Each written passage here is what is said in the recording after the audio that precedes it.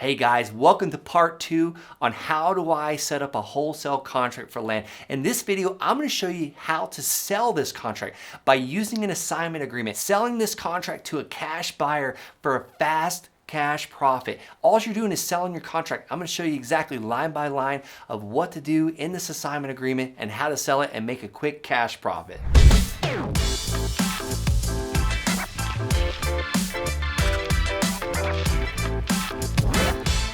All right, stick around. I'm going to show you line by line of exactly what to put on each line, how to put it, and how to guarantee absolute success by making sure your buyer performs, your cash buyer performs, and you get paid. All right, and you're going to want to definitely stick around to the very end because I've got a couple free gifts for you. You definitely want these. These gifts are going to compress time frames. It's going to allow you to stand on the shoulders of giants, like Tony Robbins says, and help you explode your business way faster than I ever was able to. All right, so I talked about how to get a piece of land under contract, a wholesale contract. I showed you the contract.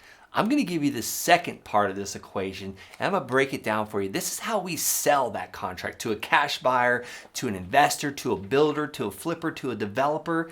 This is the purchase agreement. I call it this assignment agreement.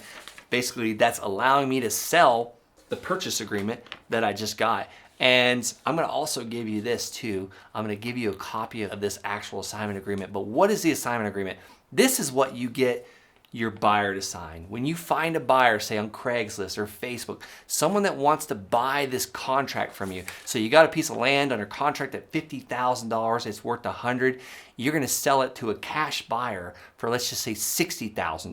You're going to make a quick $10,000 profit. Your cash buyer is excited. They're enthusiastic because they're getting an asset that's worth $100,000 for $60,000. Literally, if I said, hey, I'll give you this $100 bill, but you got to give me $60 cash. How many times would you do that? You'd probably do it like 10 times a day and even more on Sunday. So you got your cash buyer.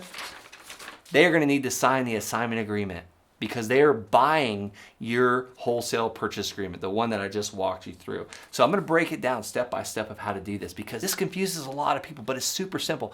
You know, land investing is not complicated. Land investors are complicated. Keep this super simple. Why do I love land? Because it's easy. There's nothing to it. So let's get into it.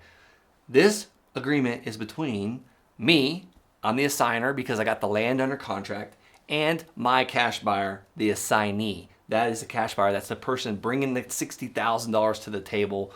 And I got this purchase agreement with the land seller for $50,000. I got the land under contract at $50,000 and I'm selling it, my purchase agreement, for $10,000 to a cash buyer. So technically he's buying the land for $60,000 and I'm gonna make that quick $10,000.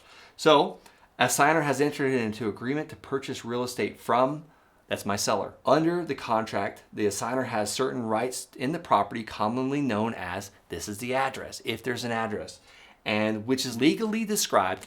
All parcels of land have legal descriptions. And the contract allows the assignor, me, to assign its rights to the assignee. That's my cash buyer, and that's what he's signing here. So terms and conditions, basically within 3 days, and I prefer actually 1 day. This assignment agreement says 3 days. I give that cash buyer 1 business day to get their escrow deposit, their earnest money deposit to the title company, and I don't play around with this. If they don't, I'm gonna go to the next person. I don't care if they've signed this or not. If their escrow deposit, their earnest money deposit is not at the title company, that means they don't mean business. Like they're missing out on an asset at 60 cents on the dollar. So in the amount of $5,000. I take $5,000 earnest money deposit across the board. The price of the property is less than that. Obviously, I'm not collecting more than that, but that's no joke. I keep that serious. And I tell them when they're signing this, can you have your escrow deposit, your earnest money deposit, and I'm using those words interchangeably, the same thing. Can you have your $5,000 non-refundable earnest money deposit to the title company by this time tomorrow?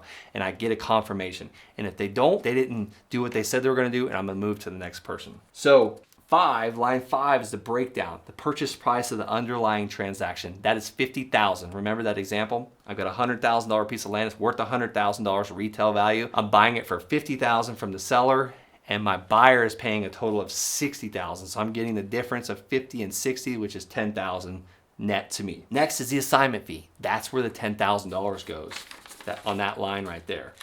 And then agent's commission. Sometimes realtors bring me buyers. And we got to pay these realtors. So we put that block in there, what that realtor's making, and the title company takes care of that. I'm not paying the realtor out of my assignment fee. The title company is going to cut them a check. So for instance, people ask me all the time, how do you work with a realtor to wholesale properties?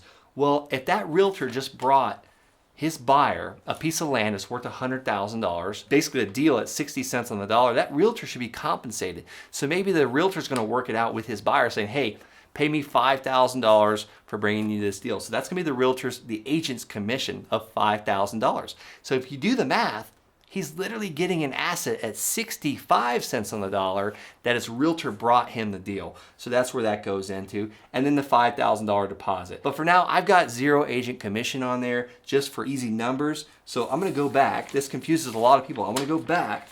The purchase price is $50,000. The assignment fee is $10,000. The agent's commission is 0. The deposit is $5,000. So we're going to do some really simple math here. And that's the only kind of like the simple math. Purchase agreement with the seller is for $50,000. The assignment fee to me is $10,000. That's a total of $60,000.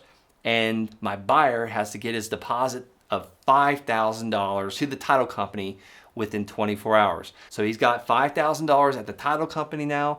He has to come total due at closing for a total of $55,000 plus the closing costs, plus the fees to close this deal. So $55,000. So he's purchasing it for $60,000.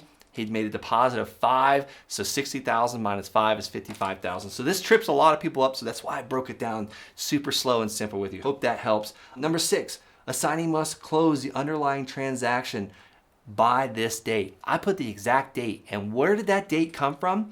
It came from that original purchase agreement that I showed you before that I have with the seller. So if I've got to close by September 30th of say 2021, that's the date that's going on this assignment agreement, because that's all that he's buying. He's buying the purchase agreement that I have with the seller. So he's buying that contract. So he has to abide by what's in that purchase agreement, what's in that contract. So 7, if assignee fails to close, he loses his deposit. 8, seller pursue the contract, must deliver marketable title at closing. All right, here's what this is saying. If the title's not good, if there's a break in the chain of transfer, from seller to seller, or there's like back taxes or crazy liens, that means the title's not marketable. That means my buyer is let off the hook. That means I'm let off the hook and my buyer gets his $5,000 earnest money deposit back. This is just basically a protection saying if we can't get title insurance, if the title company can't transfer this land, no one's buying it, everyone gets their money back. Number 9, assignee will not contact the seller. This is huge. I am not giving this buyer, my cash buyer that I found, permission to talk to my seller. The contract is between me and the seller, and the buyer is buying the contract, my contract. He's not going to contact the seller. I'm the contact. Next, assigner may, at any time before closing, renegotiate the underlying purchase price. So that's all that's saying is, if I want to reach back to the seller and I want to get a better deal, say I reach back to the seller and say, hey, I want to pay only $45,000 now for this land because I found that it's, too far from the electric line. It's too far from the water line. It's too far from the sewer line. I need a $5,000 haircut. Basically, I want you to take your purchase price from $50,000. I can only pay $45,000 now. And that will increase my assignment fee from $10,000 to $15,000. I have personally never done that. I don't recommend it. You never want to go and renegotiate, especially if you got a buyer, you're going to make a quick profit. Don't do that. Guys, don't do that. I don't know why that's even in there. My attorney put that in there. Don't mess with that. The property is sold as is. The assigner makes no representation of the property. Like if someone says, hey, does it have a well on it? Does the well work? Does the septic system work? I don't know, and I never want to disclose anything that I don't factually know. If I know that, there's a ditch running through it from the east to the west and it cuts across the property, that's kind of stuff I will, disclose if I know it. But I don't go digging up stuff because I've never owned the property. I don't want to be held liable for something that's found. So it's as is, nothing changes. That's really the major gist of this assignment agreement.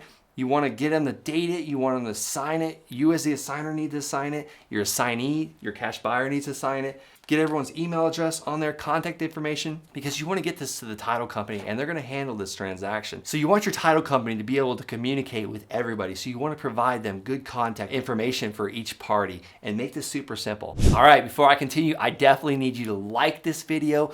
I want you to also subscribe. Guys, I come out with this stuff 5 days a week. I'm bringing you maximum value. Hit the subscribe button and be notified when more comes out. All right, guys, as promised in part 1 and part 2, here's my free gifts to you. Below in the description, I'm giving you the exact purchase agreement that I use to buy land at wholesale prices. And I'm also giving you the exact assignment agreement where I've made a fortune selling these assignment agreements, these actual purchase agreements, to cash buyers for quick profit. So below in the description, you're going to find 2 links. The first link is thelandsharks.com/contract. That's the purchase agreement. The second one is thelandsharks.com/assign, and that is the assignment agreement that my cash buyer signs. Both of those are yours for totally free. I had my attorney write those up. Definitely get them verified by your real estate attorney. I want you to make sure that those work in your state, but that's my gift to you. Compressed time frames.